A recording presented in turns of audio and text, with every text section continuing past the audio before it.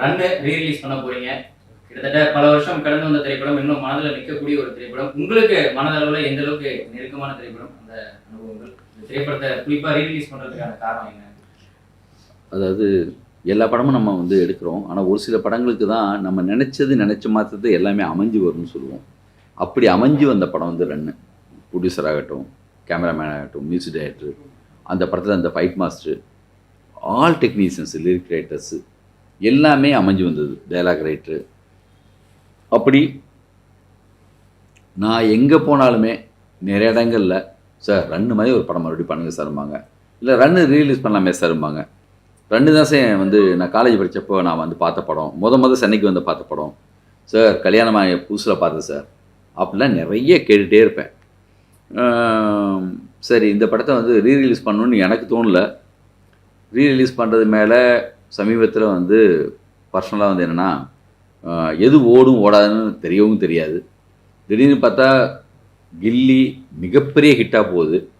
பார்த்தா படையப்பா அது வந்து பெருசாக ஹிட் ஆகுது. கில்லியே ஓடுனுச்சுன்னா அப்போ குஷி வந்து எப்படிடா ஓடுன்னு நம்ம வெயிட் பண்ணிட்டு இருந்தா, குஷி அப்படி ஒன்றும் பெருசாக போக மாட்டேங்குது. சச்சின் வந்தப்போ பெருசாக போகல, ஆனால் இப்போ ரிலீஸ் ஆகிறப்போ அது ஒரு பெரிய ஹிட் ஆகுது. அதனால் வந்து அந்த அது என்ன கணக்குன்னே நமக்கு தெரியாது. எனக்கு நிஜமாக தெரியாது. நானும் உங்களை மாதிரி ஒரு ஆடியன்ஸ் மாதிரி வெயிட் பண்ணிகிட்ருக்கேன்.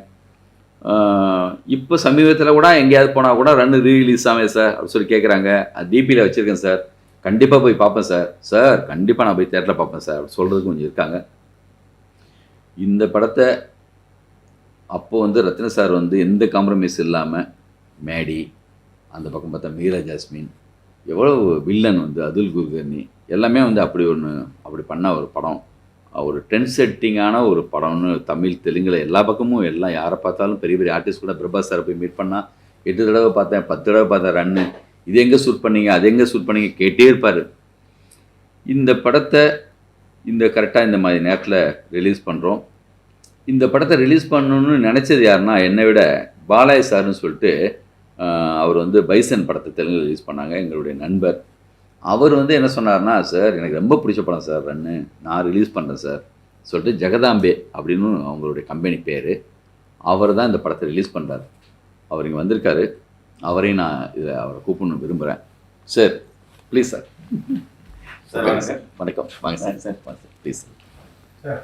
ஆனந்த் சூப்பர் ஹிட்டுக்கு அப்புறம் நீங்கள் எடுத்த படம் இந்த படத்தெல்லாம் ஆக்ஷன் ஹீரோ ஆனது மேடி சார், டாக்டர் பாய்ந்து. இந்த கதை எப்படி உருவானது, அந்த தேரடி வீட்டில் தேவதைகள் வந்து நீங்கள் எங்கே பார்த்தீங்க?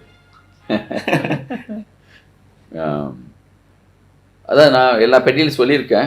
இருந்தாலுமே வந்து கண்டிப்பாக இப்போ ரீலீஸ் ஆகிறதுனால நம்மளுக்காக கண்டிப்பாக நிச்சயமாக திரும்பி சொல்லலாம். அதாவது படம் மாதிரி இன்னொரு படம் இருக்கக்கூடாது. இதுக்கு கண்டிப்பாக ஒரு டைரக்டருக்கு எப்பயுமே இந்த 2வது படம் ரொம்ப இம்பார்ட்டன்ட்டு. அது ஓடுற படமாக இருக்கணும் பர்டிகுலராக. அப்புறம் அந்த படம் மாதிரி இந்த ஃபேமிலி படம் எடுத்தால் அந்த மாதிரியே எடுப்பாருன்னு யாரும் நினைக்கக்கூடாது. அதுக்காகவே பிளான் பண்ணி இந்த சேல் ஆஃப் ஸ்கிரிப்ட் தான் என்னுடைய 2வது படமாக இருக்கும்னு நினச்சி பண்ணது தான். மாதவன் சார் எப்படி வந்தார்? மாதவன் சாருக்காகவே எழுதுனது தான். அவருக்காகவே எழுதுனது. ரத்ன சார்கிட்ட சொன்னோடனே ஃபோன் பண்ணார். ரத்ன சாருக்கு உடனே பிடிச்சிச்சு. ஃபோன் பண்ணி சொன்னோடனே மேடி. மீரா ஜாஸ்மின் தமிழில் அறிமுகமாகக்கூடிய படம். இதுக்கு ஆல்டர்னேட்டிவ் ஹீரோயின் வேறு யாராவது சூட் பண்ணுவீங்களா சார்? எப்படி இவங்க படத்துக்குள்ள உள்ள வராங்க அப்படி? மீரா ஜாஸ்மின் வந்து முதல்ல வரல. 4 நாள் வேற ஒரு ஹீரோயின் வச்சு ஷூட் பண்ணோம். அது வந்து 4 நாள் வந்து எனக்கு அவங்களுக்கு வந்து தமிழ் தெரியாது, இங்கிலீஷு ஹிந்தி அந்த மாதிரி தான் அந்த பொண்ணுக்கு தெரியும். லாங்குவேஜ் மட்டும் இல்லை, நான் நினச்ச கேரக்டரை அவங்கக்கிட்ட சொல்லி புரிய வச்சு வாங்குறதுக்குள்ளே எனக்கு ரொம்ப கஷ்டமாக இருந்துச்சு. ஒரு 4 நாள் ஷூட் போச்சு. ஆனால் எனக்கு பயம் வந்துச்சு, ஐயோ இது கரெக்டாக ஒர்க் ஆகாது பொருக்குன்னு சொல்லிட்டு நிறுத்திட்டேன் ஷூட்டிங்கை. நிறுத்திட்டு ரத்ன சார் எல்லாரையும் வர வச்சு போட்டு காட்டி, சார் எனக்கு ரொம்ப பயமாக இருக்குது சார், அது ஒரு க்யூட்டாக ஸ்டைலாக நான் ரொம்ப விரும்பின லுக் வைஸாக ஓகே சார், ஆனால் வந்து அந்த பெர்ஃபார்மன்ஸ் என்னால் வாங்க முடியல, அதனால் மாற்றிடலாம் சார்னு சொன்னப்போ, ஆல்ரெடி ஆனந்த விகடன் ரேப்பரில் மீரா ஜாஸ்மினுடைய ஸ்டில் நான் பார்த்துருந்தேன். பாய்ஸ்க்காக ஒரு 20-30 ஹீரோயின்ஸ் வந்து சார் வந்து சங்கர் சார் பார்த்து வச்சுருந்தார்.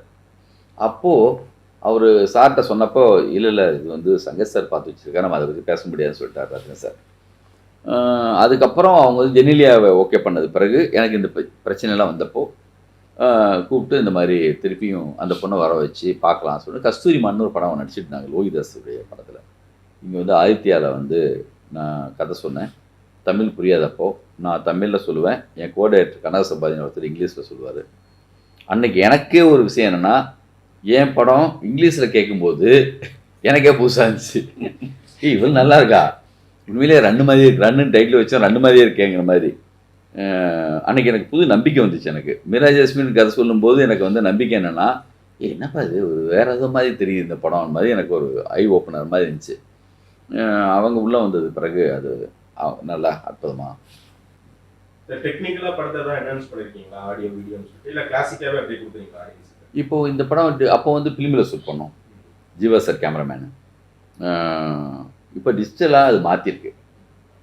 டிஜிட்டலாக மாற்றினது மட்டும்தான், ஆனால் அந்த குவாலிட்டி ரொம்ப அற்புதமாக இருக்குது. இந்த மாதிரி சரியான படத்தில் எதையுமே நீக்கவும் முடியாது, புதுசாக வைக்கவும் முடியாது. நம்மளே அதை வந்து அமைதியாக அப்படியே விடுறது தான் அதோடைய தகுதி. சார், இப்போ குஷி படம் சரியாக போகலன்னு சொன்னீங்க, அஞ்சான் படம் ரீரிலீஸ் பண்ணுவீங்க, அது எப்படி போயிருந்தது? அதோட வியாபாரம் எப்படி இருந்தது? நல்லா போச்சு போகலை, அது வியாபாரத்தை விட பழைய நேம் ஒன்று இருந்துச்சு இல்லையா, அது மாறிடுச்சு. எல்லார் சைட்லேருந்தும் சார் நல்லா இருக்கே சார், இப்போ ரொம்ப கிரிப்பாக இருக்குது சார், சூப்பராக இருக்குது சார் சொல்லிட்டு எல்லோரும் சொல்ல, எனக்கே மனசு திருப்தி தான், நல்லா இருந்துச்சு. ஓகே, பண்ண வரைக்கும் அந்த படமும் என்ன செய்யணுமோ அது ரீசனபிளாக ஒன்று செஞ்சது. சார், அந்த ரன் படத்தில் வந்து விவேக் சாரும் ரகுவரன் சாரும் நடிச்சிருப்பாங்க, இப்போ அவங்க நம்மளே இல்லை. இப்போ ரீலீஸ் பண்ணி இவங்களோட பிரிவை எப்படி பார்த்து? நிறைய பேர் சார், அவங்க மட்டும் இல்லையே. இப்போ பாரதிராஜா சார், நம்ம யாரை தேடி வந்து இந்த சினிமாவுக்கு வரணும்னு ஆசைப்பட்டு வந்தோமோ அந்த பாக்யராஜ் சார், அவங்க இல்லை. லிங்சாமே இச்சு போட்டு கூப்பிடுவார் என்ன, பேரன்பு என் மேலாம். அவர் வந்து என் கூட இருக்கிறதா தெரிஞ்சா மேடம் வந்து ஃபோன் பண்ணுவாங்க, எங்கே இருக்கீங்க கேட்பாங்க. என் கூட தான் இருக்காருன்னு தெரிஞ்சால் அவங்களுக்கு ஒரு நம்பிக்கை வரும், நீங்கள் இருக்கீங்களா கூட, ஓகே நீங்கள் கூப்பிட்டு வந்துடுங்க, மறுபேச்சு பேச மாட்டாங்க, அவ்வளோ தூரம் என்னை நம்புவாங்க. அதுமாதிரி பாரதிராஜா சார் வந்து ஹைதராபாத்தில் ஷூட் பண்ணிட்டு இருக்கப்போ அவர் வேற ஒரு ஷூட்டிங்கில் இருந்தார். கூப்பிட்டு போய் நான் எந்த அப்பார்ட்மெண்ட்டில் தங்க இருக்கணும் அந்த அப்பார்ட்மெண்ட்டில் 3 நாள் தங்க வச்சு, அவருக்கு யாரெல்லாம் பிடிக்குமோ அவங்களையெல்லாம் ரூமுக்கு வர சொல்லி நம்ம டைரக்டர்ஸு ரைட்டர்ஸு எல்லாம் வந்து மீட் பண்ணிட்டு போனாங்க. குருகார்னு அவர் மேலே பேரன்பில் இருப்பாங்க. நான் வந்து சங்கராபரண சாங்கு தொருக்குனா இது வந்துட்ட சாங் போட்டு காலெலாம் அமுக்கி விடுவேன். இது எனக்கு கொடுத்து வச்சுருக்கணும் சார் இதெல்லான்னு. லிங்கு அப்படின்னு கூப்பிட்ற மாடுலேஷன் இன்றைக்கி வரைக்கும் காதில் திரும்பி கேட்டே இருக்கும். விவேக் சார்லாம் வந்து பெரிய இழப்பு. அது வந்து அது இன்னும் ரொம்ப சின்ன வயசு, இன்னும் கொஞ்ச நாள் அவர்லாம் வந்து அது சடன் தாங்க முடிய மாட்டேங்குது, ஹார்ட் அட்டாக்கு அவருக்கும். அதே மாதிரி ரகுவரன் சார், அவரும் வந்து பெரிய ஒரு ஆளுமை. நான் அதை நேற்று கூட ஒரு இன்டர்வியூவில் சொன்னேன். அவெல்லாம் செட்டுக்குள்ளே உள்ளே வரும்போதே நம்மளுக்கே வந்து என்னென்னா, ஏதாவது இவருக்கு செய்யணும்டா, என்ன மாதிரி இருக்கார், நம்மளும் அலர்ட் ஆகும். ஒரு நம்மளுக்கு வந்து அந்த ஒரு சரியான படம் நம்ம எடுக்கிறோங்கிற ஒரு மூடை வந்து கொடுப்பாங்க அவங்கெல்லாம். அவர் டப்பிங்கில் வந்து அவர் பேசுகிற மாடுலேஷனு, நான் பெரிய ரசிகர் அவருக்கெல்லாம். நான் ஊர்லேருந்து அவர் என்னென்ன படம்லாம் பார்த்தேன், உதயம் படம், இந்த பவானி, அதே மாதிரி வந்து பூவிலி வாசல்லே, அவருடைய பல படங்கள் எனக்கு அவ்வளோ பிடிக்கும். அதை நான் அவரெல்லாம் சொல்லி காட்டுவேன், அவர் மாதிரியே பேசிலாம் காட்டுவேன். அவர் பயங்கர சந்தோஷமாகிடுவார். நல்லா அதெல்லாம் பெரிய இழப்பு தான் அது. சார், ரன் படத்தில் வந்து விவேக் சாருக்கு வந்து ஒரு காமெடி ட்ராக் இருக்கும். இப்போ உள்ள தமிழ் சினிமாவில் இப்போ ரீசெண்டாக அந்த ஒரு ட்ராக்ன்றது, ஒரு காமெடி ட்ராக்ன்றதே நமக்கு இல்லாமல் போயிடுச்சு. இருந்தாலும் நம்ம வந்து ஒரு 15 years பேக் உள்ள காமெடி ட்ராக் படங்களை தான் நம்ம போட்டு பார்க்க முடியுது. இந்த செட் ஆஃப் சேஞ்சை எப்படி பார்க்குறீங்க? அது காலகட்டம். அது வந்து நானே அந்த ட்ராக் பஸ் வந்து படத்துலலாம் வைக்கல. அப்போவே எனக்கு அந்த மாதிரி இருக்கிறது எனக்கும் பிடிக்கல. ஆனந்தத்துலேயும் பார்த்தீங்கன்னா தனியாக காமெடி ட்ராக்னு இருக்காது. அது மேலே எனக்கு விருப்பமும் கிடையாது. ஆனால் ரத்தின சார் சொன்னார், வந்து இந்த படம் வந்து ஃபுல்லாக இந்த மாதிரி இருக்குது, இது ஸ்லீக்காக இருக்கிறது மட்டும் இல்லை, கொஞ்சம் காமெடி இருந்தால் நல்லா இருக்குன்னு சொன்னதுனால தான் அது காமெடி ட்ராக்கை சேர்த்தேன். ஆனால் அது வந்து அந்த காலகட்டத்துடைய ஒரு அடையாளம் மாதிரி ஆயிடுச்சு. அந்த படத்துக்கு பிறகு அதே மாதிரி ட்ராக் வந்து எடுத்து முடித்த படத்துக்கு 4-5 படத்துக்கு ஷூட் பண்ணாங்க, அது எனக்கு தெரியும். சார், படத்தை ரன் படம் எவ்வளோ பெரிய ஹிட்டோ அதே மாதிரி பாடல்களும் ரொம்ப பெரிய ஹிட்டு, இன்னைய வரைக்கும் அதை கேட்டுட்டே இருக்காங்க. ஸோ நீங்கள் வித்யாசாகர் சார் ஏதாவது பேசுனீங்களா? அவங்க சைடில் ஏதாவது இப்போவா ரிலீஸ் ஆகிறத பற்றி இப்போ பேசலை. சமீபத்தில் அதுக்கு முன்னாடி ஏதோ ஒரு இன்டர்வியூவில் நானும் அவர் கலந்துக்கிட்டு இந்த பாடல்களை பற்றிலாம் பேசினோம். இப்போ பேசலை நான். ஆனால் மிகப்பெரிய மேஜிக் கிரியேட் பண்ணியிருப்பாங்க. 5 லிரிக் ரைட்டர்ஸ் இந்த படத்தில் வந்து ஃபஸ்ட் டைமாக 5 பேரும் வந்து ஒரே படத்தில் எழுதுனது. அறிவுமதி, யுகபாரதி, நாமுத்துக்குமார், விவேகா, பா விஜய், எல்லாமே வந்து என்னென்னா இந்த மாதிரி அப்போ புதுசு. Youngest lyric. ஆமாம் ஆமாம் ஆமாம் ஆமாம். இந்த பாடல்களுடைய முதல் வரிங்கிறது வந்து ஒரு கேட்சியா இன்னமுமே வந்து ட்ரெண்டில் இருக்கக்கூடிய வார்த்தைகள், அந்த காதல் பிசாசு அப்படின்ற அந்த வார்த்தையாகட்டும், அந்த தேரடி விதிங்கிற வார்த்தையாகட்டும், நிச்சிதா நிச்சிதா, இந்த வார்த்தைகள்லாம் எப்படி ஃபர்ஸ்ட் அந்த பாடல்கள் வரிகள் வரப்போ எப்படி இருந்தது பார்க்கறதுக்கு, ஷூட் பண்ணும்போது ஷூலாக இருக்கும்போதும்? எல்லா பாட்டுமே எழுதி போட்டது, டியூன் போட்டுட்டு லிரிக்ஸு வந்து வரல, எல்லாம் எழுதியாச்சு. அதுக்கப்புறம் தான் அந்த சாங் வந்து கம்போஸ் பண்ணது. அதனால தான் அவ்வளோ புதுசாக இருந்துச்சு. சார் இந்த காதல் பிசாசையில் யுகபாரதி ரீசெண்டாக எப்படி சொல்லியிருப்பாரு, வித்தியாசகர் பிடிக்காமலே நான் எழுதினேன் அப்படின்ட்டு. அது அந்த சமயத்தில் உங்களுக்கு தெரியுமா அதை பற்றி ஏதாவது? இல்லை, அவர் பேசுறது இப்போ சொல்கிறது எல்லாமே என்னென்னா அது வந்து கொஞ்சம் எக்ஸ்ட்ரா கற்பனையாக தான் இருக்குது. அது அவ்வளவு நிகழ்ந்த மாதிரி எனக்கு ஞாபகத்தில் இல்லை.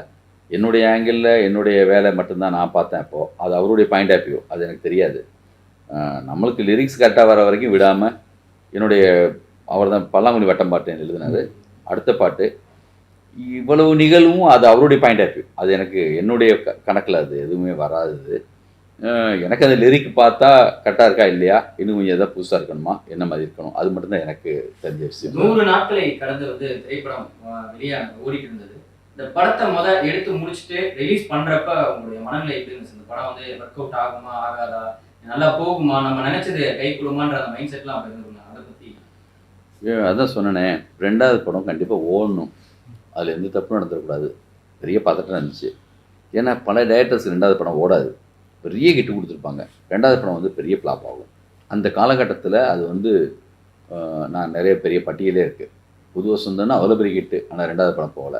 கேரளுக்கு நிம்மனி அவ்வளோ பெரிய கிட்டு, இதயம் அவ்வளோ பெரிய கிட்டு, புதிய பாதை அவ்வளோ பெரிய கிட்டு. பார்த்தா கண்டினியூவாக முக்கியமான டைரக்டர்ஸ்க்கு எல்லாமே இந்த மாதிரி நடக்கும்போது அது 2வது படங்கிறது ஒரு சரியாக பண்ணிடணுண்டா அப்படிங்கிற ஒரு நான் சேஃப்டிக்கு அதான் இந்த படம் ஒரு சேஃபாக ஒரு 50 நாள் தோக்கலடா, இவர் 2வது படத்தில் வந்து இவர் ஜெயிச்சிட்டாரு, அவர் தப்பு நடக்கலைங்கிற மாதிரி இருக்கணும்னு தான் எனக்கு இருந்துச்சு, சேஃப்டியாக போயிடலான்னு. ஆனால் இந்த படம் அமைஞ்சு வந்த விதம் இருக்குல்ல, எல்லாம் வந்த டெக்னீஷியன்ஸு, இந்த கதையுடைய அமைப்பு, அந்த அப்படியே போய் போய் போய் போய் பாபா படம் வருதுன்னு சொல்லிட்டு எல்லா படத்தையும் தள்ளி தள்ளி போட்டாங்க. நான் ஒரு தடவை இந்த சப்வே ஃபைட்டை வந்து ராஜேஸ்வரி தேட்டரில் டப்பிங் தேட்டரில் பார்த்துட்டு உள்ளே பார்க்குறேன். நான் அப்பப்போ டப்பிங் நடக்கும்போது இந்த ஃபைட்டை மட்டும் அப்பப்போ போட்டு பார்ப்போம். அப்படி ஓடி போய் சட்டை க்ளோஸ் பண்ணோன்னே அப்படி இருக்கும். அன்னைக்கு 10 பேர் கை தட்டுறதா 100 1000 உலகம் மொத்தமும் மாறும். அது ஒரு சாம்பிள் மாதிரி. நான் ரத்தன் சார்கிட்ட சொல்கிறேன், இப்போது சார் பாபாவுக்காக எல்லா படமும் தள்ளுறாங்க, நம்ம படத்தை தள்ள வேணாம். எனக்கு தெரிஞ்சு நான் ஒரு லெட்டரே ரெடி பண்ணுறேன், நான் மிகப்பெரிய ஃபேன் தான் அவருக்கு. ரஜினி சார் படமும் ரஜினி சார் ரசிகன் படம் உங்களுமே நல்ல வார்த்தைகள்லாம் எழுதி மானியத்தினெல்லாம் போட்டு ஒன்று கொடுக்குறேன் சார்.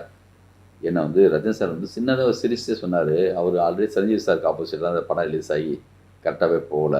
என்னை வந்து புரியல, பாவம் இவங்களுக்கு என்ன இப்படி பேசுகிறாங்கிற மாதிரி. ஏன்னா பாபா ஒன்று வரப்போகுதுங்கிற அந்த மூடே அப்போ வந்து என்ன வரப்போகுதுன்னு தெரியாது இல்லையா, அதனால் வந்து அந்த பயத்தில் சேச்சா அந்த தப்பெல்லாம் பண்ணக்கூடாதுன்னு சொல்லிட்டு விட்டார். ஆனால் படம் ரிலீஸ் ஆகி நம்ப மாட்டீங்க, பாபா தெரியும் ரஜினி சார் படங்களில் வேறு வேறு புற காரணங்களும் இருந்துச்சு, படமும் அப்படினால போகலை. அந்த படத்தில் மால் தேட்டரில் ஓடும்போது அங்கேருந்து எல்லாருமே தேரடி விதி சாங்க்கு சப்வே ஃபைட்டுக்கெல்லாம் அங்கேருந்து ஓடி வந்து இந்த படத்தை பார்க்குறத நான் பார்த்துருக்கேன். அதே மாதிரி சார் வந்து படம் ரிலீஸ் ஆனப்போ நம்ம படம் ரிலீஸ் ஆகும் சேம் எடிட்டிங் அங்கே தான் போகும். ஒரு தடவை வந்து பசேமாக அந்த போஸ்டர்ஸ் எல்லாம் பார்த்துட்டு வந்து ரஜினி சார் என்னை பார்த்து சொன்னார், அற்புதமாக இருக்கும் உங்கள் போஸ்டர்லாம், நான் வழி நடிகை பார்த்தேன்னு சொன்னார். அப்புறம் பெங்களூர் போயிட்டார். போய் அங்கேருந்து கேட்குறாரு, நம்ம இங்கே இருக்கிற மாரியப்பன் சார் அவங்களுக்கு தெரிஞ்சவங்ககிட்டலாம் எப்படி போகுது, என்ன படம் போகுதுன்னா ரன்னு 24 கழிச்சு ஃபோன் பண்ணாலும் ரன்னு வந்துட்டு என்னை கூப்பிட்டாங்க. சாரை போய் மீட் பண்ணேன் கேளம்பாக்கம் இதில். அப்போது போனாலாம் எப்படின்னா 2 மணி நேரம் 3 மணி நேரம் போகும் மீட்டிங் சாரோட. நானாக கிளம்பி வரணும். சார் வந்து அடுத்து என்ன பண்ணலாம் யோசனையில் இருக்கும்போது அவரோட நிறைய டிஸ்கஸ் பண்ணேன். நான் அவர் பயங்கரமான ஃபேனு. அவருக்கு வந்து அப்போ நான் வேறு ஒரு கதை வேறு ஒரு விவாதத்தில் இருந்தேன், ஆனால் அடிக்கடி போய் சந்திப்பேன். அப்போது அப்படி ஒரு ஹிட்டு. அப்போ வந்து ஒரு ட்ரெண்ட் செட்டிங் மாதிரி எல்லாமே. அந்த ஃபைட்டு வந்து அதுக்கப்புறம் பார்த்தா ஓடி சட்டை க்ளோஸ் பண்ணுற மாதிரி நம்ம படத்தில் வந்த மாதிரி எந்த படம் பார்த்தாலும் ஹீரோ ஓடுவான், வேறு ஏதோ காரணம் சொல்லுவான். ரன்னு மாதிரி ஒரு கதை சொல்லுங்கள், ரன்னு மாதிரி ஒரு கதை சொல்லுங்க, சரி எங்கே போனாலும் கேட்பாங்க. அது என்கிட்டயே கேட்பாங்க. ஒரு ரன்னு தான் என்கிட்ட இருந்துச்சு, திருப்பி என்னன்னு எனக்கு தெரியாது இல்லையா.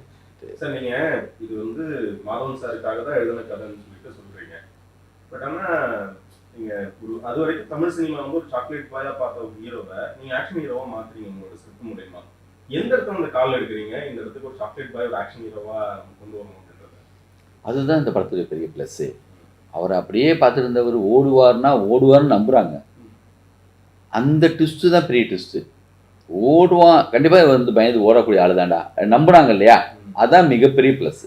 ஓடி போய் சற்றை க்ளோஸ் பண்ணிவிட்டு திரும்பி நின்னப்பையும் நம்புகிற மாதிரியான சில நிகழ்வு நடந்துச்சு. அந்த தோற்றமும் அவர்கிட்ட இருந்துச்சு. அவர் கண்ணில் அது பெருப்பமர் அவர் அது வந்து உங்கள் அண்ணுக்கு நான் 2 உசரா அப்படி கேட்கும்போது ஜனங்க நம்பணும்ல, அது நம்புனாங்க. அவ்வளோதான். வெற்றி படம் நல்லா தானே போயிட்டு இருக்கு. இந்த மரியாதைக்கு எடுக்கணும். சத்தியமா இல்ல, அந்த தப்ப லைஃப்ல பண்ணவே மாட்டேன். இப்போ வந்து பார்ட் 2 ஃபிரான்ச்சைசி நிறைய இப்ப என்ன பண்றாங்க, ஒரு படம் நல்லா இருந்ததுன்னா மக்களும் எதிர்பார்க்கறாங்க இதோட செகண்ட் பார்ட். வேணா பார்ட் 2ல அந்த மாதிரி யாரை வச்சு எடுக்கணும்னு ஐடியா ஐடியாவே இல்லையே. இப்ப அதெல்லாம் ரன் இல்லாம மற்ற படங்கள் பிரான்ச்சைஸ் மாதிரி ஏதாவது பண்ணலாம்ன்ற மாதிரி ஐடியா இருக்குங்களா? அது எடுக்கும்போதே 2 பார்ட்டாக எடுக்கிறப்ப அதுக்கு உயிர் இருக்குது. உடனே எடுத்தால் பரவாயில்ல. ஒரு காலகட்டம் மாறினதுக்கு பிறகு அதை நம்ம தொடாமல் இருக்கிற வரைக்கும் அது கொடுக்குற மரியாதை விட்டுடணும். அது அப்படியே இருந்தால் தான் நல்லது. அந்த காலத்துலேயே வந்து மாமா மச்ச உறவு வந்து பக்காவான சொல்லுங்கள். அவனும் மாதிரி ஒரு அக்கா கேரக்டர் இப்போவும் வீட்டுக்குள்ள இருக்கு. அது எப்படி சார் அப்படியே அது வந்து ஸ்கிரிப்ட் எழுதும்போதே அமைஞ்சது தான். அது கரெக்டாக அனுகாசன் மாதிரி ஒரு ஆர்டிஸ்ட், அப்புறம் வந்து ரகுவரன் சார் இதெல்லாம் வந்தது பிறகு அது புது உறவு முறை தான். அந்த படத்துலேயே வந்து ஒட்டக மாதிரி இருக்கார், எனக்கு பிடிக்கவே இல்லை. சின்ன ஒரு காரணம் தான்.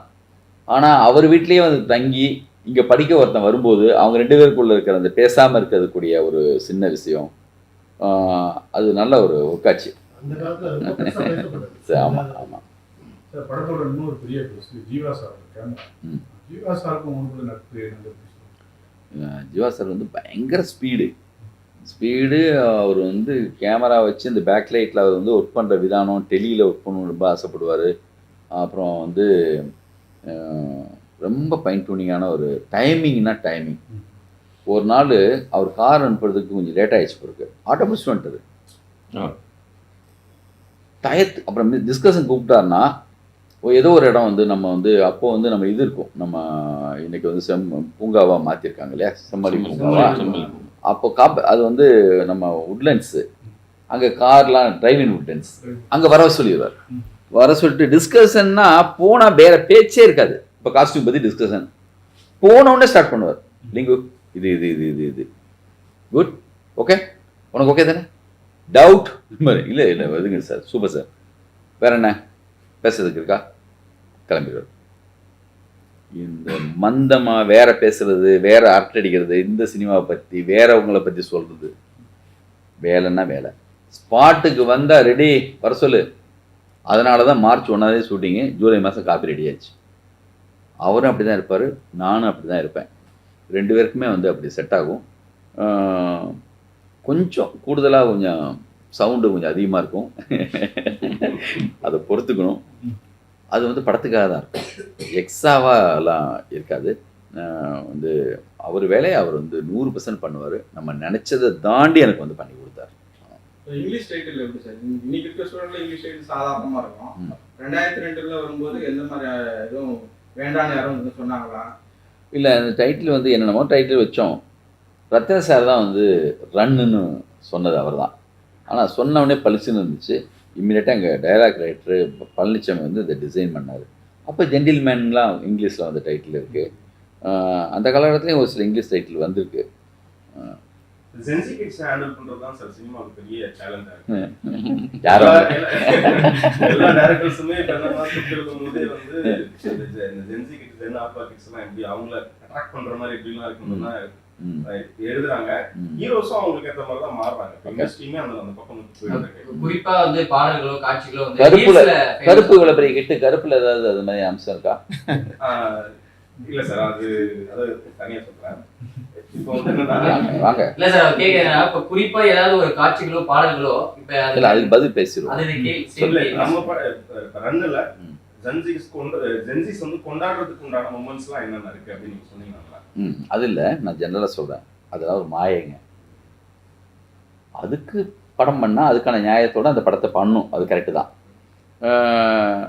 ஆனால் எல்லா காலகட்டத்துலேயும் எல்லா படமும் போகும், எல்லா டைப்பும் போகும். அவனை கொண்டு போய் சரியான ஒரு படத்தில் இப்போ வந்து உட்கார வைங்க, கெக்க பக்கன்னு சிரிச்சுட்டு இது அப்படின்னு இருக்கக்கூடிய அவங்க அதுக்குள்ளே விளை வச்சிட முடியும். எல்லா காலகட்டத்துலேயும் அவங்க இருந்துகிட்டே தான் இருக்காங்க, நம்மளும் அப்படி இருந்து தான் வந்திருக்கோம். அது துரந்தர் படம் அவ்வளோ பெரிய கிட்டு இந்தியா மட்டுமே.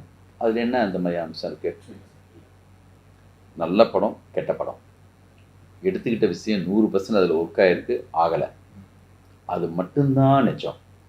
அது அவங்களுக்காக மட்டுமே பிளான் பண்ணி அந்த ஏஜ் குரூப்புக்கு ஒரு படம் பண்ணணும்னு சொல்லி அந்த படத்துக்குள்ளே கதை கரெக்டாக இல்லாமல் அதுக்கான நியாய தர்மங்கள்லாம் கரெக்டாக இல்லைன்னா அந்த படம் ஓடாது. அவனும் வந்து எந்திரிச்சு போயிட்டே இருப்பான். கரெக்டான ஸ்கிரிப்டு, அது என்ன ஸ்டைலாக ஃபிலிமாக இருக்கட்டும், அது என்ன ஸ்டைலாக ஃபிலிமாக இருக்கட்டும், அந்த படத்துக்கான நியாய தர்மத்தோட சரியாக உண்மையாக செஞ்சா இப்போ திருஷ்யம் இருக்கு, அது அவங்களுக்கான படமா? 3 பாட்டு வந்துருச்சு, 3 பாட்டு வந்துருச்சு, 3வது பாட்டும் வந்துருச்சு. அதனால் வந்து என்னென்னா, ஆனால் அவங்களுக்குன்னு செய்யும்போது நான் போய் எப்பயோ படித்த காலேஜில் இந்த லவ் லெட்டர் கொடுக்குற மாதிரி சீன் ரன்லேயே இருக்கும். அதை இப்போ கொண்டு போனால் என்ன ஆகும்? நான் வேணால் பீரியடுன்னு சொல்லலாம். இப்போ நீங்கள் சொல்கிறதுனால தான் என்ன பண்ணுவாங்கன்னா ஒரு சில டைரக்டர்ஸு எப்பா இதில் போய் மாட்டிக்க கூடாதுன்னு எப்பயோ நடந்த கதை பீரியடுக்குள்ளே போய் ஒழிஞ்சிப்பாங்க. அந்த பீரியடுக்குள்ளே போயிட்டா உங்களுக்கு அது வராதுல்ல, அந்த கணக்கு மாறிடும் இல்லையா? எப்பயோ அப்போ நடந்துச்சுப்பாங்க என் லைஃப்பில் சொன்னால் அது ஓகே. ஆனால் அவங்களுக்காக எடுத்தால் அது பிரதீப் ரங்கநாதனும் கூட ஒரு பையனும் சேர்ந்து பண்ணும்போது அது அவங்களுக்கு 100% கனெக்ட் ஆகுது. அது அந்த மாதிரி பசங்க வராங்க. அந்த பசங்க லைஃப்பில் கொஞ்சம் நேரத்துக்கு முன்னாடி நடந்த ஒரு விஷயம் இருக்குது. அதில் எப்படி அவங்க வந்து யூஸ் பண்ணுறாங்க, ஃபோன் யூஸ் பண்ணுறத பற்றி ஒரு படம் வந்துச்சு, ஃபோனை மாற்றிக்காங்கன்னு சொல்லி. அந்த படத்துக்கு நியாயத்தில் எல்லாமே கரெக்டாக இருந்துச்சு, அந்த படம் போச்சு இல்லையா? அதனால் அவங்க மட்டுமே உலகம் இல்லை, அவங்க மட்டுமே சினிமா இல்லை, அவங்களுக்கான படத்தை அவங்க ஏஜ் குரூப்பில் கொடுத்தா தான் பார்ப்பாங்கிற கணக்கும் கிடையாது. அவங்களுக்கு திடீர்னு பார்த்தா டைனோசர் மாதிரி படம் கொடுக்கலாம், காஞ்சனா மாதிரி படம் கொடுக்கலாம், திடீர்னு பார்த்தா சந்திரமுகி மாதிரி படம் கொடுக்கலாம், திடீர்னு பார்த்தா வந்து நம்ம ட்ரிபிள் மாதிரி கூட படம் கொடுக்கலாம். அர்ஜுன் ரெட்டி, அந்த படம் அர்ஜுன் ரெட்டியில் ஒரு தன்மை இருக்கும், இந்த காலகட்டத்துக்கான லவ்வுக்கான விஷயம் மாதிரி இருக்கும், அந்த அரகன்சி இருக்கும், அந்த இது இருக்கும். அதனால் நான் வந்து என்னென்னா அது மட்டுமே இல்லை, அதுக்குள்ளே போய் நம்ம சிக்கிக்கிட்டு அதை வந்து பயப்பட்டோ மாறிடுச்சுனோ அப்படின்னு நினைக்க தேவை. கதை தான். இப்போ இருக்க டைரக்டர்ஸ் ஆகட்டும், மியூசிக் டைரக்டர்ஸ் ஆகட்டும், அவங்க என்ன அப்படின்னா அவங்களுடைய படத்துடைய காட்சி ஒரு ரீல்ஸில் ட்ரெண்ட் ஆகணும், அவங்களுடைய அந்த டான்ஸை வந்து திரும்ப டான்ஸ் ஆடி அதை ட்ரெண்ட் ஆகணும், அந்த மியூசிக் ட்ரெண்ட் ஆகணும்னு ஃபுல்லாகவே இந்த ரீல்ஸ் மைண்ட் செட்லேயே அந்த ப்ரோமோ ஆகட்டும், டீசர் ஆகட்டும் ரிலீஸ் பண்ணுற மாதிரியான ஒரு காலகட்டம் தான் இப்போ போயிட்டு இருக்கு. அதை பற்றி காலகட்டத்துக்காக வேலை பார்க்கலாம், ஆனால் என்னென்னா காலத்தை தாண்டி ஒரு சில வேலைகள் செஞ்சால் மட்டும்தான் அது வந்து தரவரிசையில் இருக்கும். இன்றைக்கி ராஜா சார் வந்து 4 புது டைரக்டர்ஸோட வேலை பார்க்குறாரு, அவர் அதுக்காக ஒர்க் பண்ணுவாரா? மாஸ்டர்ஸ் எப்பயுமே காலத்தோட தான் இயங்குன்னு இருக்க மாட்டாங்க. காலத்தை தாண்டி ஒருத்தவங்க வேலை பார்க்குறாங்கன்னா அவங்க தான் கிரேட் மாஸ்டர்ஸாக இருப்பாங்க. அந்தந்த நேரத்துக்கு அந்த ஃபாஸ்ட் ஃபுட்டு மாதிரி. தம்பி நான் பேசுவேன், நீங்கள் பேசுகிறீங்களா? டிஸ்டர்ப் ஆகுது, சாரி. அதனால் இந்த ரீல்ஸுக்காக வேலை பார்க்குறேன், இதுக்காக ஒர்க் பண்ணுறேன், அதெல்லாம் வந்து என்னென்னா அந்தந்த காலத்து பொழப்புக்காக அந்த நேரத்து விஷயத்துக்காக இன்ஸ்டண்ட்டாக ஒரு அதுக்காக பண்ணுறதுக்குல்ல, அது அது பொழப்பு. ஒரு படைப்பாக ஒரு லைஃபாக சரியான வேலை செய்யணும், அதை நோக்கி இருக்கணும்னு நினைக்கிற ஆட்கள் அந்த காரியத்தை பண்ண மாட்டாங்க. பண்ணக்கூடாதுன்னு சொல்ல, அதுக்காகவே செய்கிறதுங்கிறது அது எனக்கு நம்ம உடன்பாடு இல்லை. சார் ஆனந்தம், ரன், சண்டகோலி மாதிரி பெரிய டைரக்டர் இருக்கும்போது இப்போ உள்ள சொன்ன மாதிரி இந்த சென்சி தலைவர் வந்து நிறைய விமர்சனங்கள் வந்து உங்களுக்கு தான் அவங்க படத்துலேருந்து ஆரம்பிச்சாங்க, ரொம்ப கடுமையான. அவங்க மேலே நமக்கு போக இல்லையா? நம்ம எவ்வளோ பெரிய டைரக்டர், இவ்வளோ நல்ல படங்கள்லாம் எடுத்தீங்க, அதுவும் சோசியல் மீடியா படம், ஃபேமிலி உள்ள படம், அவ்வளோ உள்ள படம் எடுத்தது. நம்மளை வந்து கடுமையாக விமர்சனம் பண்ணுறாங்க நம்ம படங்களை அப்படின்னு சொல்லி உங்களுக்கு ஏதாவது அவங்க மேலே போக முடியும்? கோவம்னு இல்லை, அது கொஞ்சம் பர்பஸாக பண்ணது தானே, உங்களுக்கு எல்லாருக்குமே தெரியும். அது நான் மட்டும் அப்போ ஸ்டார்ட் ஆச்சு என் மேலே. ஆமாம், பாதிக்கப்பட்டதை பார்க்க வந்துருக்கீங்க இப்போ. அண்ணே அன்னைக்கு எப்படி வலிச்சதுன்னு கேட்குறீங்க. மீனாட்சிக்கு அதில் ஒரு சந்தோஷம் இல்லை இல்லை.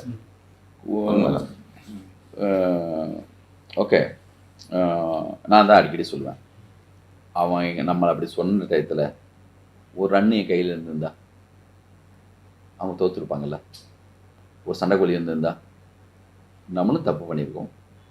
ஒரு எதிர்பார்ப்பு இருந்திருக்கு. எப்பயுமே எக்ஸ்பெக்டேஷன் அதிகமாக ஆக்க நம்மளும் ஆக்க அவங்களுக்கு வந்து இது இருக்குது அது இருக்குன்னு நம்மளும் யானை குதிரைன்னு சொல்லி வச்சுருவோம். ஏதோ ஒரு வகையில் நம்ம கூட இருக்கவங்களும் சொல்லிடுறாங்க, அது ஓப்பனிங் கிரியேட் பண்ணும் சார், ஓப்பனிங் கிரியேட் பண்ணணும் சார்னு சொல்லிட்டு அது மாதிரி நிறைய நிகழ்ந்துருது. மிக சரியான விஷயம் கையில் இருந்திருந்தா அவங்கெல்லாம் தோற்றுருப்பாங்க. அன்னைக்கு என் சைட்லேயும் கொஞ்சம் சின்ன சின்ன தவறுகள் இருந்திருக்கு. அது அது வந்து அவங்க அப்படி ஆயிடுச்சு. குறிப்பாக இப்போ அந்த கங்குவா படத்துக்கு அப்புறமும் கூலி படத்துக்கு அப்புறமும் அந்த இயக்குநர்கள் மீது வைக்கக்கூடிய விமர்சனம் வந்து தனிப்பட்ட விமர்சனங்களாகவே போயிட்டு இருக்கு. லோகேஷ் கனகராஜ் ஆகட்டும், சிறுத்தை சிவாவாகட்டும். இப்போ இதெல்லாம் பற்றி பேசும்போது ஆட்டோமேட்டிக்காக நம்ம மைண்டுக்கு வரக்கூடியது வந்து லிங்குசாமி அப்படின்னு. ஏன்னா இவனும் இவங்களுக்கு முன்னாடி பாதிக்கப்பட்டது அவ்வளோதான் அப்படின்ற மாதிரி. தனிப்பட்ட விமர்சனங்கள் இயக்குநர்கள் மீது அவங்க ரசிகர்கள் எதிர்பார்த்த படத்தை கொடுக்க முடியல அப்படின்றதுக்காக படத்துடைய இயக்குநர்கள் மீது வைக்கக்கூடிய தனிப்பட்ட விமர்சனங்கள் குறித்து அதான் எவ்வளவு ஜாக்கிரதையாக எவ்வளோ சரியாக பேசினாலுமே முன்னாடி பின்னாடி கட் பண்ணி வேற ஒன்று எடுத்து போட்டிங்கன்னா அது வேறையாக தான் இருக்கும். அதில் யாருமே அதில் வந்து தப்பிக்கவே முடியாது. இன்னுமே அதை தாண்டி தான் வந்து இங்கே இருக்க வேண்டியிருக்கு.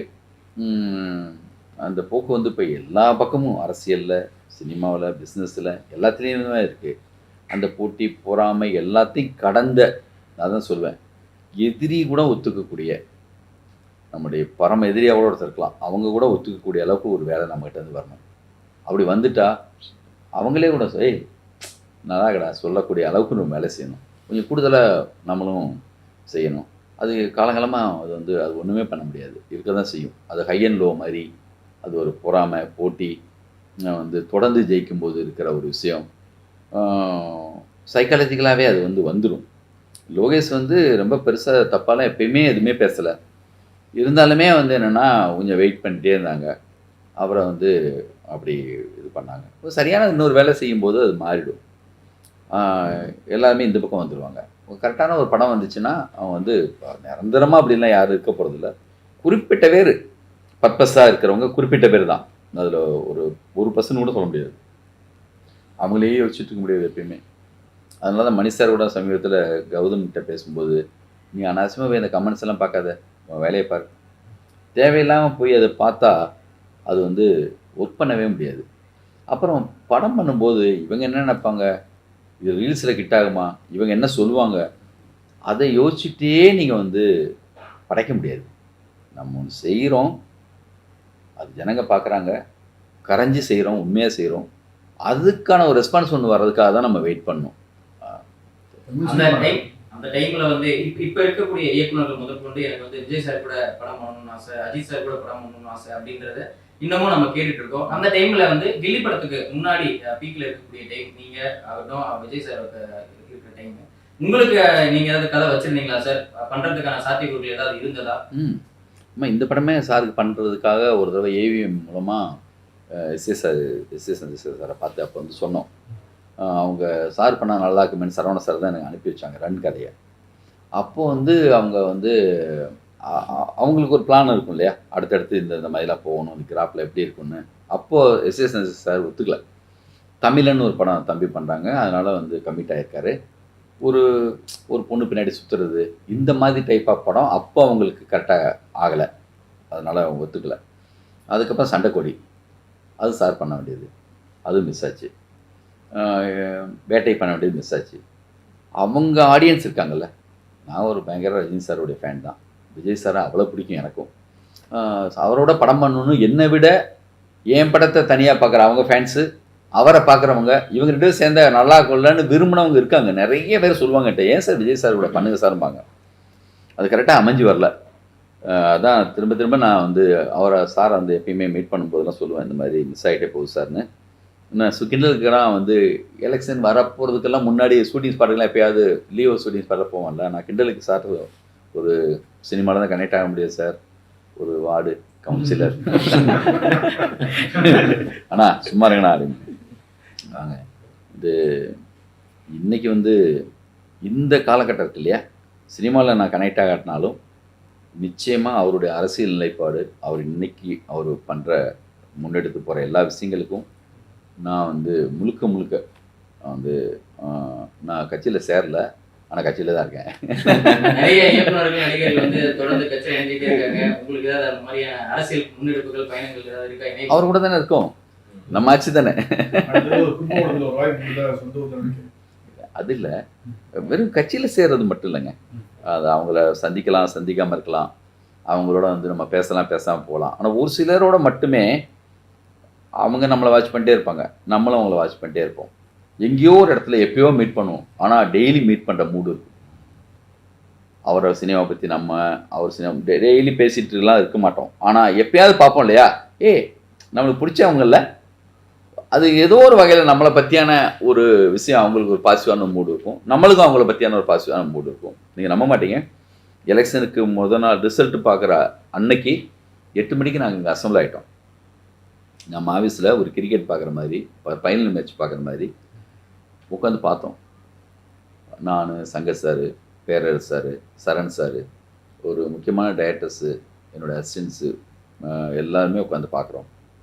நான் பன்னீர்செல்வம்னு சொல்லிட்டு ரேணிகுண்டா டைரக்டர், என்னோடய அசிஸ்டண்ட்டு, மாபெரும் நம்பிக்கை, யார் சொன்னாலும் கேட்க மாட்டார். அவர் தாங்க வர்றாரு, இத்தனை சீட்டுங்க அதெல்லாம் சொல்லிட்டு இருப்பார். அவர் இப்படி சொல்கிறாருன்னொன்னே அது ஒரு காமெடி. மற்றவங்களுக்கெல்லாம் உள்ளே வந்தோடனே என்ன சொல்லுவாங்க, கேட்க சொல்லுவாங்க, கேள்வி பண்ணிட்டு கேட்க சொல்லுவாங்க. அவர் 100% சொல்லுவார். அவர் மட்டும் இல்லை, எனக்கும் அந்த நம்பிக்கை இருக்கும். ஆனால் ஒரு சில நண்பர்கள் சொல்லுவாங்க, அவர் தொகுதியில் அவரே தோற்றுருவாருங்க அப்படின்னா சொல்லுவாங்க. இல்லை, சான்ஸே கிடையாதுங்க. 2 வருஷம் கட்சி ஆரம்பிச்சு எப்படிங்க வருவார்? இந்த ஓட்டு இது இருக்குது, இருந்தாலும் ஜாதி ஓட்டு, இது பிக்ஸ்டு ஓட்டு, இவ்வளோ செஞ்சுருக்காங்க, இது மட்டும்தான் வரும், இந்த கணக்கெல்லாம் போடுவாங்க. ஒரு எல்லா கணக்கையும் பொய்யாக்கி ஒரு பணத்தை கொடுத்து ஜெயிக்க முடியுமா? முடியல. ஜாதி மூலமாக முடியுமா? முடியலை. மதத்து மூலமாக முடியுமா? முடியலை. ஒரு 2 வருஷம் கட்சி ஆரம்பித்து இந்தியா அளவில், உலக அளவில் இப்படி ஒரு மேஜிக்கா எந்த கணக்கும் பொய்யாயிடுச்சு. இது வந்து சாதாரண விஷயம் இல்லை. அதான் என்கிட்ட பிரபுதேவா சார் சொன்னார், சார் நம்ம கூட ஒரு எம்ஜிஆர் இருந்திருக்காரு சார், உனக்கு தெரியாமல் போச்சு இல்லை சார் என்னாரு. அது நிச்சயம். அவருடைய கான்ஃபிடென்ட் லெவலு நல்லா இருக்கும். கான்ஃபிடெண்ட்டாக இருங்க. என்ன ஒரு கான்ஃபிடென்ட்! அவர் எவ்வளோ நம்பியிருக்காரு. சாதாரண விஷயம் இல்லைங்க. சாதாரண குடும்பத்து பசங்க வந்து பணம் கொடுக்காம இத்தனை தொகுதிகளில் சாதாரண குடும்பத்து பசங்களாம் ஜெயிச்சு வர்றதுங்கிறது எவ்வளோ பெரிய விஷயம். அது இன்றைக்கி நான் கேள்விப்படுறேன், கரப்ஷனுங்கிற ஒரு விஷயமே தமிழ்நாட்டிலேருந்து சுத்தமாக போகிற மூடு இப்போ இருக்குது. அதுக்கான எல்லா பக்கமும் அதுக்கான சத்தம் கேட்குது. அவ்வளோ நியாயமாக போயிட்டுருக்கு. அதனால் வந்து கட்சியில் சேர்றதில்லை, நான் அவரோட தான் பயணிக்கிற மாதிரி, அவரோட இருக்கிற மாதிரியான மூடு தான் எப்பயுமே. அவரை நடிகராகவும் அவருடைய பெர்ஃபார்மன்ஸ் வைஸாகவும் அவ்வளோ பிடிக்கும். இப்போ இந்த அரசியலுக்கு வந்து அவர் வந்து எனக்கு ஒரு நாள் நைட்டு வந்து இது இன்றைக்கி சொன்னால் என்னமோ வந்துட்டாங்கடா எல்லாம் முதலே எல்லாம் சொல்லிட்டாராம், தெரிஞ்சிச்சான். நம்ம தோழர்கள் காத்துட்ருப்பாங்க கண்டிப்பாக இதுக்காக சொல்கிறதுக்காக. வந்துடுவீங்களே ஜெயிச்சோடனே சொல்கிறதுக்குன்னு நினப்பாங்க. அது அவருக்கு தெரியும். எலெக்ஷனுக்கு முன்னாடி அவரை நான் மீட் பண்ணும்போது அவர்கிட்ட என்ன பேசியிருக்கேன், அவருக்கும் எனக்குமான கனெக்ட் என்னங்கிறது எனக்கும் அவருக்கும் மட்டும் தெரியும். அதனால் இதை வெளியில் சொல்லி நிரூபிக்கணும் அவசியம் கிடையாது. என்னுடைய சக நண்பர்களுக்கு தெரியும், என்னோடய அசிஸ்டன்ஸுக்கு தெரியும் நான் என்ன பேசிட்டு. நல்லது நடந்திருக்கு, நல்லாயிருக்கும். ஆர்பி சௌத்ரி சார் டெத்தில் நான் ஒரு சீன் பார்த்தேன். நீங்கள் போயிட்டு விஜய் சார் வந்து மாலை போட்டுட்டு வெளியே வந்து காரில் இருக்காரு. உங்களை பார்த்தோன்னு டக்குன்னு காரை விட்டு கீழே இறங்கிட்டு பர்சனலாக பேசுகிற மாதிரி இருந்தது. தனிப்பட்ட உங்கள் மேலே இருக்கிற கார் என்ன கார்? அதான் இல்லை, அதுக்கு முன்னாடி சாரை வந்து கோவாவில் மீட் பண்ணும்போது நான் வந்து சார் உங்கள்கிட்ட மீட் பண்ணோம் சார்னு இந்த அரசியல் ஒரு மாநாடுலாம் நடத்தினா இல்லையா, அதுக்கப்புறம் தான் கோவாவில் வந்து கீர்த்தி சுரேஷ் மேடம் மீட்டிங் இதில் பார்க்குறேன், கல்யாணத்தில். கீர்த்தி மேரேஜில் பார்க்கும்போது சாப்பிட்டு முடிச்சுட்டு வரும்போது ஈவினிங் மீட் பண்ணலாண்ணா அப்படின்னார். ஒரு 4 மணிக்கு சார் நானும் சும்மா ஒரு 10 நிமிஷம் மீட் பண்ணணும்னு நினச்சி தான் நான் போனேன். 2 பேருடைய மீட்டிங் 1 ஹவர் போச்சு. அவர் சிஎம் ஆகிட்டா அவர் எப்படி இருக்கணும் அப்படின்னு எனக்கு என்னெல்லாம் தோணுச்சோ அவர்கிட்ட நான் பேசியிருக்கேன், சொல்லியிருக்கேன். அது எப்பயாவது தான் மீட் பண்ணுவோம். ஆனால் இந்த கனெக்ட் இருக்குன்னு சொன்னல கூட இந்த மற்ற டைரக்டர்ஸ் எல்லாமே கூட என்னென்னா, சார் நீங்கள் படம் பண்ணல சார் அவரோட, என்ன சார் இவ்வளோ பயங்கரமாக இப்படி 2 பேரும் இப்படி கனெக்டில் இருக்கீங்க அப்படின்னு சொல்லுவாங்க. அது அவருக்கு பிடிச்சது நம்மளுக்கு பிடிக்கலாம். வீட்டுக்கு போனால் சாங்கெல்லாம் போடுவார்ல, பார்த்தா என்னுடைய படத்தை சாங்காக போடுவார். அப்புறம் எனக்கு எந்த பாட்டெல்லாம் பிடிக்குமோ, சிரஞ்சீவி சார் சாங்லேருந்து ஆரம்பித்து எங்கள் தெலுங்கில் என்னென்ன பாட்டெல்லாம் பிடிக்குமோ அதெல்லாம் அவர் போடுவார். என்ன இப்படி ஒத்து போகுதுன்னு இருக்கும். படம் தான் பண்ணலையே ஒழிய இந்த ஒத்த அலைவரிசையில் வந்து இருக்கும் பல விஷயங்கள். அது நம்ம பார்க்கலாம். அப்புறம் நம்ம எல்லாருமே அவங்க எல்லாம் வாட்ச் பண்ணுறது இல்லைன்னு நினச்சிட்ருக்கோம். எல்லாரை பற்றி எல்லாமே தெரியுது. நாங்கள் வந்து ஒரு டீமாக நான், மணி சார், சங்கர் சார் எல்லாமே இருக்கோம். அதில் வந்து கௌதம் இருக்கார், எல்லாமே இருக்கோங்கிறது வந்து வெற்றிமாறன் இருக்காங்கிறது அவருக்கு தெரிஞ்சிருக்கு. நீங்களாம் ஒன்றா உட்காந்து பேசுவீங்களாமே, என்ன சார் பேசுவீங்க, எப்படி இருக்கும், ஐயோ நல்லா இருக்குது சார், இவ்வளோ பேர் இருந்தீங்கன்னா அங்கே எப்படி இருக்கும் அப்படின்னு அவரை பற்றியெல்லாம் கேட்பார். அதனால் வந்து என்னென்னா அவர் பர்சனலாக 100% அவரை பொறுத்த வரைக்கும் என்னென்னா, சார் காசு வச்சுட்டு எதுவுமே பண்ண முடியாதுங்கிறது இப்போ நிரூபணம் ஆயிடுச்சு. அப்புறம் எது காசு? அவர் பார்க்காத காசா? அவருக்கு 200 கோடி சம்பளம் வாங்கின ஒரு ஆள் அதை தூக்கி போட்டு வர்றாங்க. அப்படின்னா அவங்க எப்படி இருப்பாங்க, எப்படி எடுத்துகிட்டு போகணுன்னு ஆசைப்படுவாங்க. அதனால் வந்து ரொம்ப அற்புதமாக இருக்கும். நம்ம ஒரு மிக முக்கியமான ஒரு காலகட்டத்தில் இருக்கோம். அது சந்தோஷமாக இருக்குது. சார் இது ரன் எத்தனை தியேட்டரில் வருது, அதே சமயத்தில் இன்னைக்கு படம் பண்ண வரவங்க வந்து பழைய படங்கள் ரீலீஸ் ஆகாத எங்களுக்கு தியேட்டர் கிடைக்கல அப்படின்னு குற்றச்சாட்டு வைக்கிறாங்க. பெரிய படங்கள் எதுவுமே இப்போ இல்லை. ஒரு 2-3 படம் தான் வருது. இதயம் முரளி வருது, அதுக்கப்புறம் வந்து லவோ தனஞ்சயன் சார் படம் வருது. அதனால் தேட்டர்ஸுக்கு ஒன்றும் பிரச்சனை இல்லை. நம்ம விஷ்ணு விஷால் படம் கூட நல்லா போகுதுன்னு நினைக்கிறேன். நம்மளுக்கு சக்தி ஃபிலிம் ஃபேக்ட்ரி அவங்க தான் வந்து தேட்டர்ஸ் எடுக்கிறாங்க. கண்டிப்பாக ஒரு 150 ஸ்க்ரீன் வரும். அவ்வளோ போட்டால் போதும், ரீலீஸ் தானே. ஒருவேளை நல்லா போச்சுன்னா வந்து நல்லா போச்சுன்னா எனக்கு தெரியாது அதை பற்றி. ஒருவேளை ஜனங்க வந்தாங்கன்னா எக்ஸ்டெண்ட் பண்ணிக்கலாம். கேரளா கர்நாடகாவிலையும் ரிலீஸ் பண்ணுறோம். சார் உங்கள் டைரக்ஷனில் புதிய படம் எப்போ சார் இருக்கும்? தப்பாக இருக்காது. சரி, உங்கள் டைரக்ஷனில் புதிய படம்? ஆமாம், அதுக்கான ஸ்கிரிப்ட் ஒர்க் போயிட்டுருக்கு. கூடிய விரைவில் அதுக்கான அனௌன்ஸ்மெண்ட் வரும். திருப்பதி பிரதர்ஸ்ல ரொம்ப நாள் ஆச்சு சார். எப்போ சார்? எங்களுக்கும் ஆசை தான். எல்லாம் காலம்தான் கரெக்டாக போயிட்டுருக்கப்போ எல்லாம் அப்படி வந்து இத்தனி படம் ஒரே நேரத்தில் 5 படம் நம்ம எதிர்பார்க்கவே இல்லை. நான் ஊர்லேருந்து கிளம்பி வந்தோம்லாம் யோசிச்சு பார்த்தோமா, ஒரே நேரத்தில் 5 படம்லாம் நான் பண்ணுவேன், டைரக்ட் பண்ணுறதுக்காக வந்தோம். திடீர்னு ஒரே நேரத்தில் 5 படம் ஒரு கம்பெனியில் நடக்குமா, இதெல்லாம் சாத்தியமா? இந்த ஆஃபீஸ் வாசல் மொத்தமும் அவ்வளோ கூட்டம் இருக்கும், அவ்வளோ டைரக்டர்ஸ் இருப்பாங்க. அது ஒரு காலகட்டம், அது ஒரு மேஜிக். அது நினச்சி பார்க்க முடியாத வளர்ச்சி கூட எப்பயுமே என்னென்னா கொஞ்சம் பிரச்சனை தான்.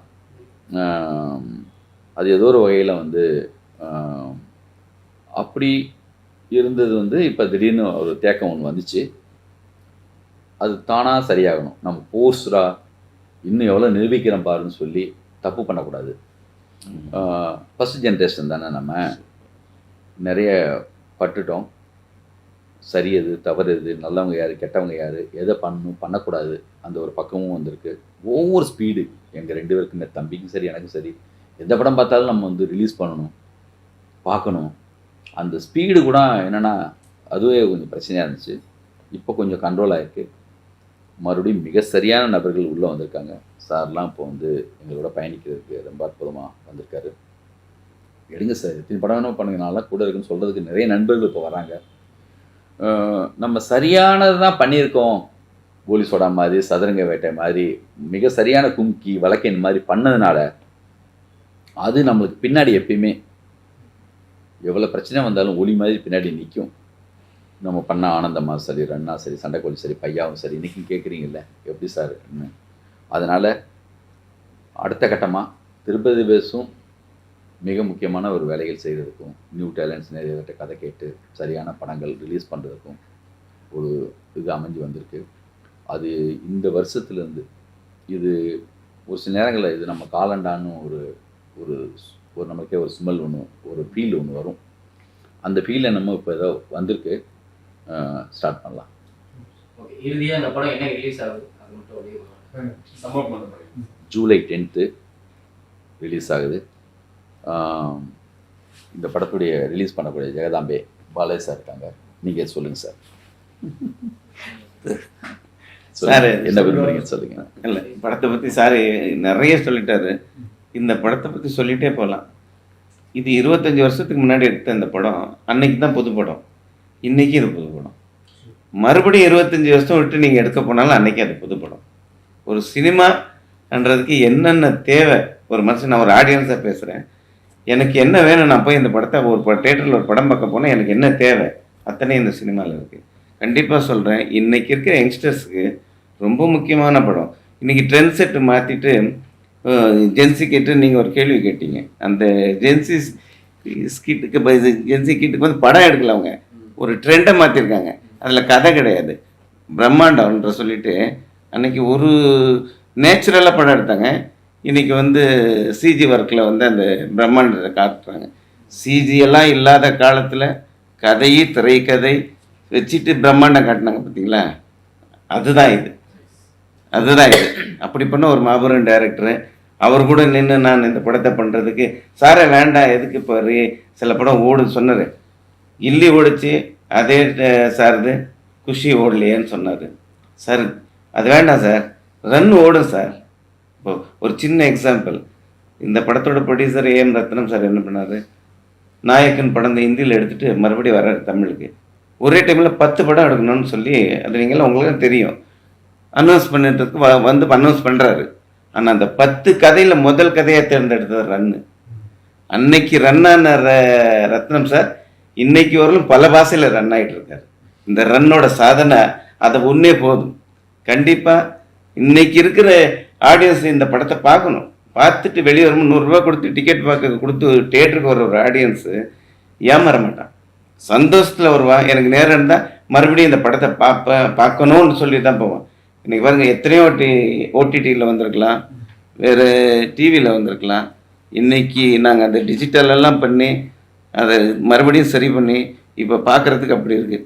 இந்த படத்தை நான் டிஜிட்டலில் பண்ணோடனே என்னை பார்க்க சொல்லி சார் அனுப்பிச்சார். அப்போ என்னோடய கசின் இங்கே இருக்கார், நான் பெங்களூர். அவர்கிட்ட நான் ஃபோன் பண்ணேன், வாங்க படம் பார்க்க வரோம், வந்து பாருங்கன்னு சொல்லி. அவர் வர்ற வழியில் ஒரு ஃப்ரெண்டை கூப்பிட்டு வந்திருக்காரு. அவருக்கு இந்த படம் பார்க்குறோன்ற எண்ணத்தில் வரலை, வந்தார்.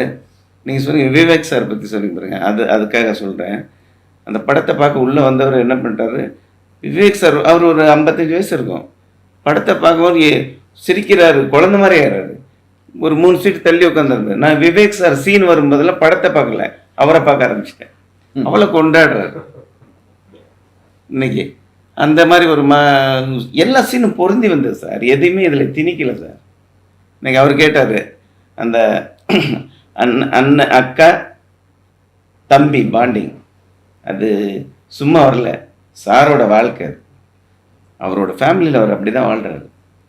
அதோட பிரதிபலிப்பு தான் அது வெளியே அந்த அளவுக்கு தெரியுது. நான் அந்த சீனை பார்க்கும்போது நான் அதே ஃபீல்டில் தான் அந்த சீனை பார்த்தேன், என்னோடய ஃபேமிலிக்குள்ளே என்ன நடக்குதுன்றது. அது மாதிரி சரியாக ஒரு எந்த சீனை சொல்லணும், எந்த சீனை சொல்ல வேண்டான்றது இதில் இல்லையே. எதை எடுத்தாலும் அப்படி தான் இருக்கும். கடைசியாக இன்னைக்கு 10 மணிக்கு தூக்குறேன் உன்னை தங்கச்சியான்றார், 12 மணிக்கு தூக்குறேன்றாரு. ஃபுல்லு ப்ரொடக்ஷன் காத்துட்டு இருப்பாங்க, உள்ளவே இருப்பார். அவங்கள ஏமாற்றிட்டு தூக்கிட்டு ஈஸியாக வந்துடலான்னா அங்கே வச்சாருப்பாருங்க ஒரு ஹேண்டிகேப் ஒரு இது. அந்த போராட்டம் எப்படி இருந்துச்சு, அந்த இது நெருப்பு அப்படியே ஒரு அனல் பிறக்கிற மாதிரி நம்ம இந்த சீனை உட்காந்து பார்த்தோம். ஷட்டர் இழுத்துட்டு போகிற சீன் எவ்வளோ இம்பேக்டோ அதை மாதிரி பல மடங்கு இம்பேக்ட் கொடுத்த சீன் அது. இப்படி எத்தனையோ அந்த படத்தில் சொல்லிகிட்டே இருக்கலாம் சார். சாருக்கெல்லாம் மறுபடியும் ஒரு ரன் மாதிரி ஒரு படம் எடுக்க மாட்டேன்னு சொன்னார் பார்த்தீங்களா, அது 100% கரெக்ட், எடுக்கக்கூடாது. அந்த ரன்னு தான். மறுபடியும் ஜெகதம்ப ஃபிலிம்ஸும் சரி, திருப்பதி பிரதர்ஸும் இந்த படத்தினால கண்டிப்பாக கடவுளால் ரன் ஆவாங்க. ரன் மாதிரி வெற்றி தேங்க்யூ. எடுத்து தேங்க்யூ.